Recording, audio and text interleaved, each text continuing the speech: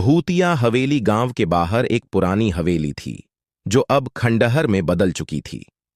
लोगों का कहना था कि हवेली में भूत रहते हैं।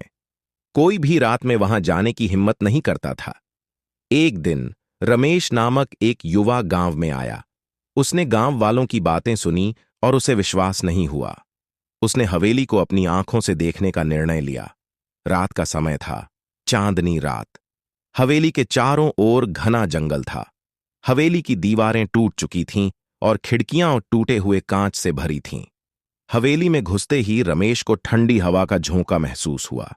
रमेश ने एक पुरानी लालटेन जलाई और धीरे धीरे अंदर बढ़ा। हवेली के अंदर हर जगह धूल और मकड़ियों के जाले थे। अचानक उसने एक कमरे से अजीब सी आवाजें सुनी। रमेश ने साहस जुटाकर उस कमरे की ओर कदम बढ़ाए। कमरे में एक पुरानी आलमारी थी।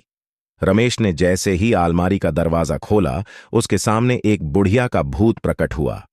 बुढ़िया ने खतरनाक हंसी हंसते हुए कहा, तुमने मेरी नींद को भंग किया है, अब तुम इसकी सजा भुगतोगे।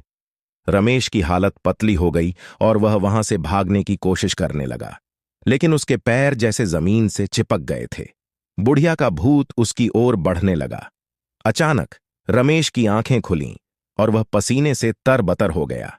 यह सब एक बुरा सपना था, लेकिन जब उसने अपने हाथ को देखा तो वहां एक पुरानी चाबी थी, वही चाबी जो उसने अपने सपने में हवेली में देखी थी। रमेश को समझ में नहीं आया कि यह सपना था या हकीकत, लेकिन उसने फैसला किया कि अब वह कभी भी उस हवेली की तरफ नहीं जाएगा।